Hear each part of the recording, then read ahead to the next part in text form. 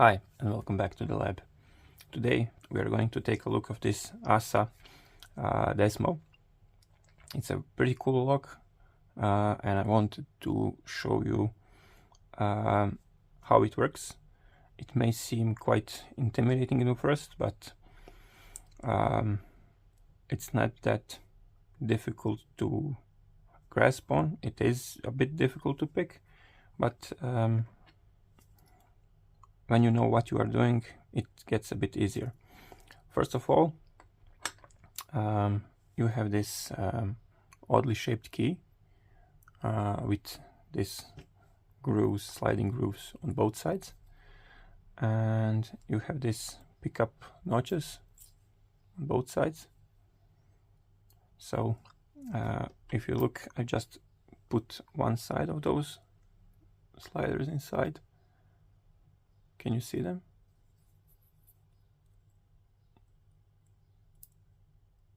You see how they look from the inside. So when the key is going in, regardless of the position of this pins, it will line it up and slide it inside, and it works in a way that this pin is not a spool. Let me try to hold this like this. Okay, so this shaft is a sliding part, and this disc or head of a spool is the part that interacts with the key. So when, let me just switch the hands. So when the key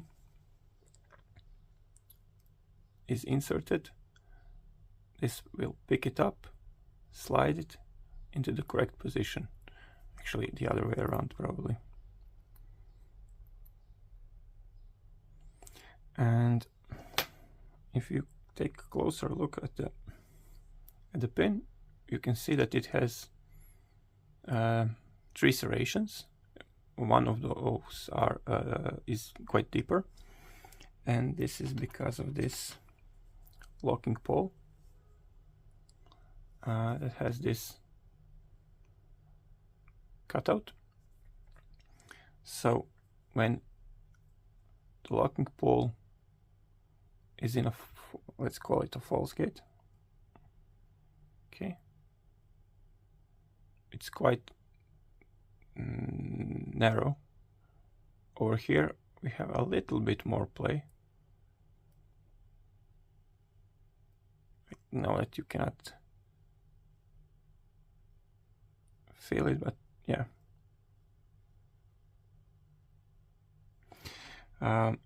So this is something that we'll try to take an advantage and expose it.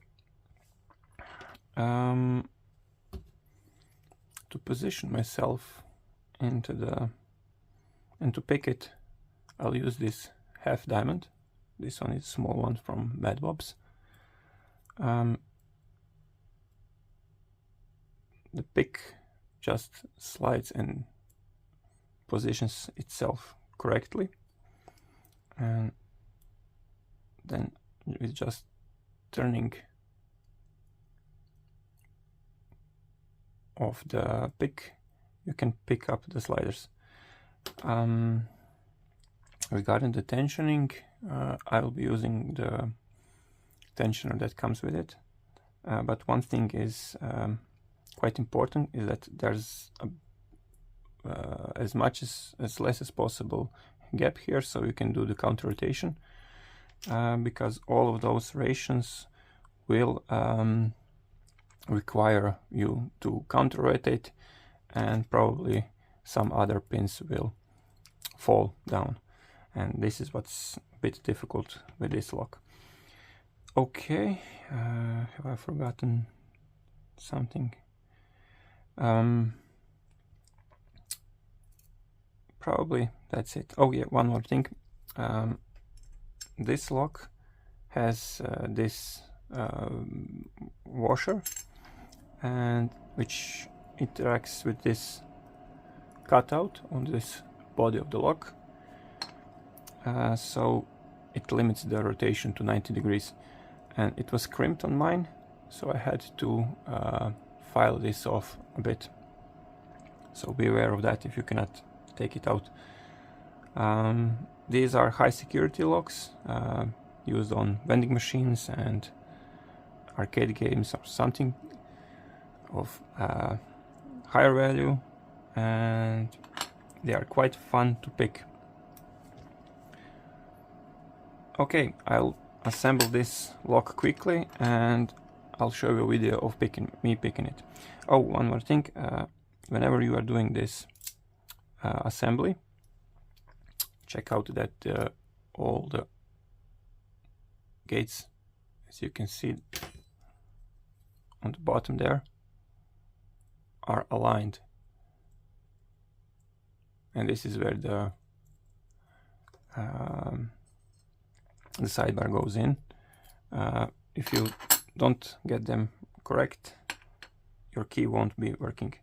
And this is just a spring and a pin which acts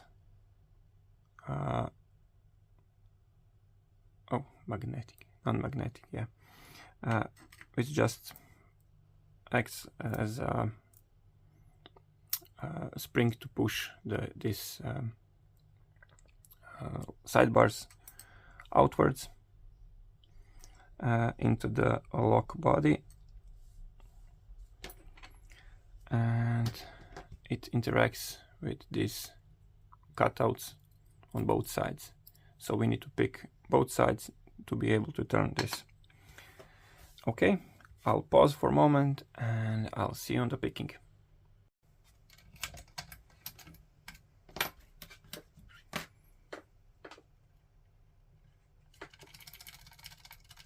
Dropping all the pins. I'll try to pick it with this diamond, half diamond, a multi-pick. Don't mind my dog.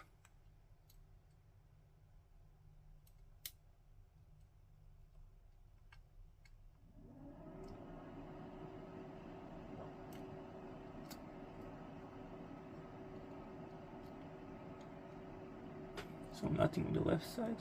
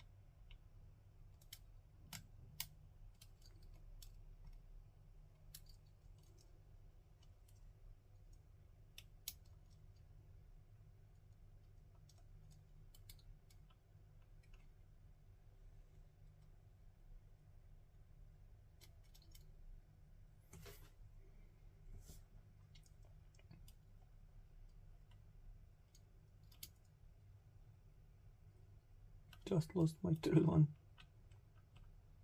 On the left side, it's way up there somehow.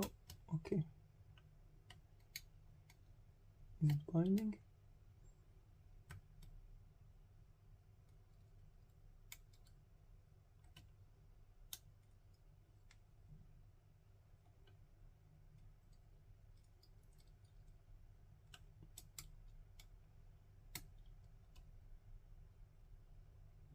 Just barely. Not sure that this right side is set.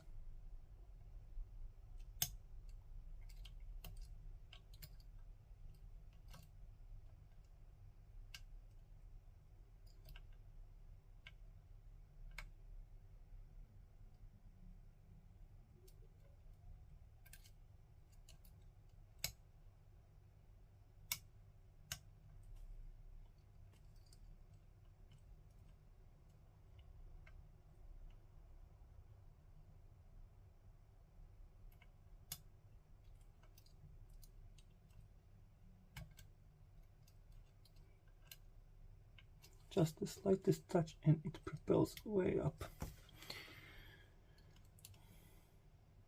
So delicate, look.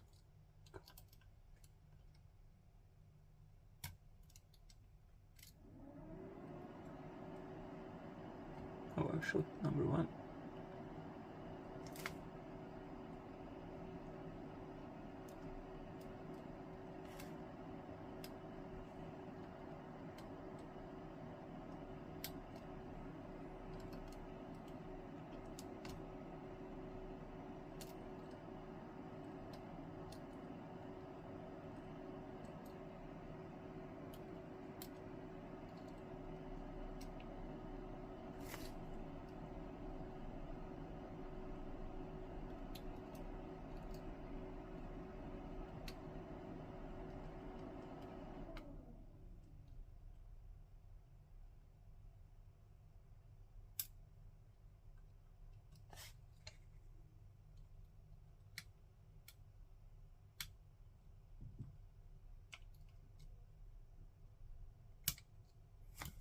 Inside this medium hook,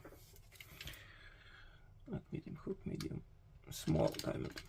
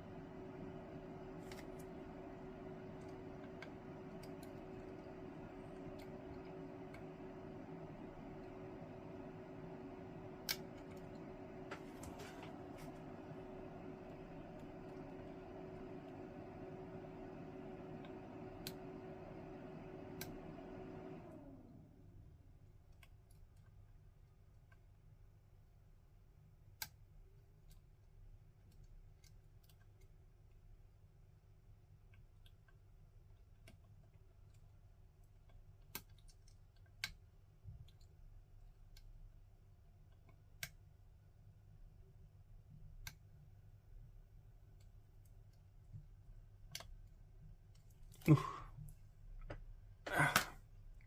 it was a challenge. Just a slight more energy and the pins, the sliders shoot out. Okay, let me zoom out so we can disassemble it. One thing I failed to mention, regarding this part of the key, this hole inside. So actually those sidebars have those pins and springs, and they are not concentric, they are offset a bit, and when the sidebars are retracted so that the core can turn, this is the place where they meet side by side. So this is why there's that cutout in the key. So if you are using this large turning tool that goes past this point, like I try to do, probably you can see that, yeah, I cannot push it all the way just because of these pins. If you have a longer one, when you try to rotate it, the pins will push against the tensioner, and they will bind, and you will not get any feedback on the pins. Okay, enough of the talk. Let's disassemble this. So as I said, I needed to grind it, and now I just put those O-rings to keep it flush. And this is that rotational limiter.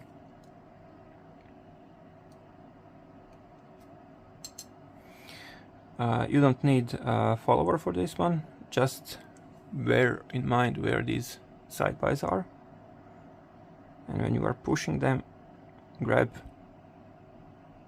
on the sidebars and you can take it out. You can see the bidding, how it should be. And let's remove the first sidebar on the right side. Okay, you can see it hasn't been tampered with. I'll put it over here. And this is the pin I was talking about with a spring. And it interacts with the key. I'll show that later on. The other sidebar.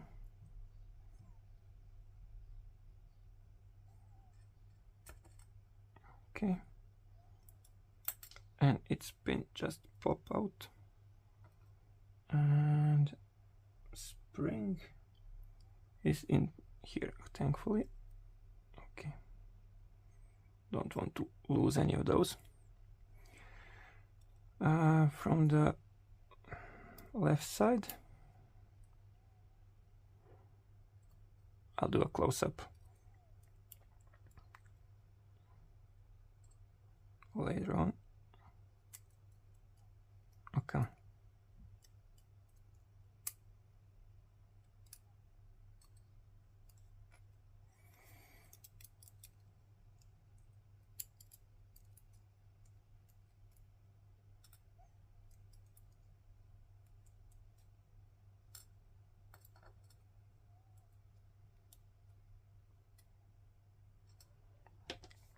So regarding that holes, you can see it's a bit offset, just here. So if I can put something, yeah, maybe you can see just the tip. And when the key is inside, you can see that true hole, and if I put this, it holds the key. But this is not the key rotation, rotating feature.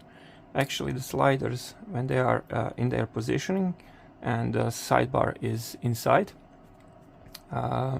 it disables them from moving up and down, and this is what actually keeps the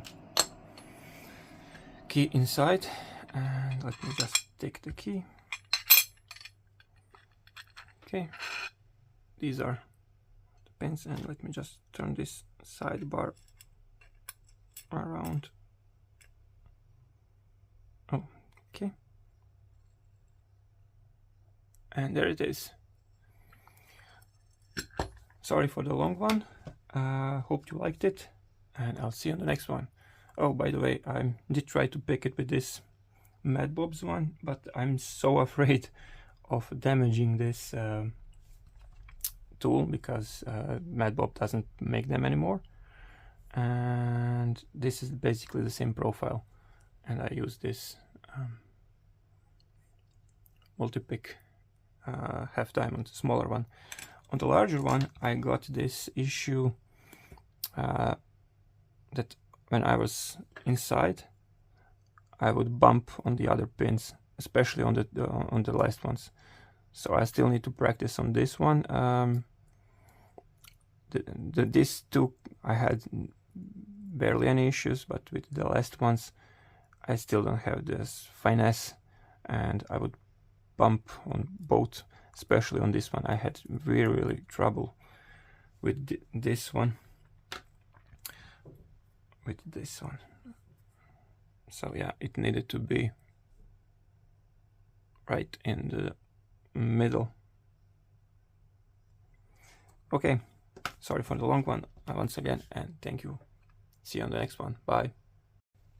In case you are wondering how to assemble this lock, it's pretty easy. Basically all the steps in the reverse.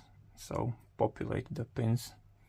When I was gotten it, this was the first pin on the left side and this was from the right side, so I'll just put them inside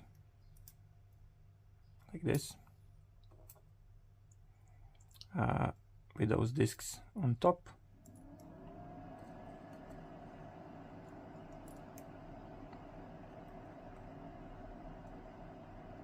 You don't have to push it, they'll fall in.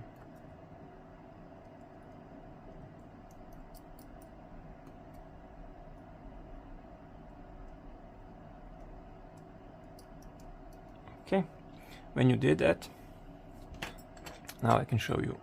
Let's just zoom in. How the pins interact with the key. So when I insert the key, you can see the pins sliding up and down until all of those true gates, the deep cuts, align. And when you are inserting the sidebar, you want to put it so that this lip is on the lower side, so that it can interact with those. But before we do that, just put the spring in, don't lose it, put the pin inside. This is what pushes the sidebar outside and interacts with the core. Okay, and if the key is correct and the bedding is correct, you can see the sidebar is flush, and if not, I'll just move it so you can see how it is moving aside. And this one should be okay as well. You don't need the key for this, actually. I just wanted to show you how it looks when the key is inserted. Okay. Lip pointing down. Okay. And if everything is okay, I should be able to slide it in. Because this is not in center, we need to orientate this, so not like this, like this. Just to be sure, put it at an angle so that we know that all the pins are inside. It clicks in, the key is automatically free. So we can remove it. We will put this rotation limiter, and just to keep it in place, I'll put those two O-rings, rubber, and then tighten this nut, not especially, just to check that key is working. Excellent. This is the rotationer limiter, as you can see. It prevents it to rotating more than 90 degrees. Okay, thank you once more for watching. Sorry for the long video. This lock is now going for my to my friend DQ, along with this Kaba 20 I managed to rake. I believe this is a black belt. It's way beyond my capabilities at the moment, but I know he will enjoy. So big shout out to DQ, and I'll see you in the next one. Bye.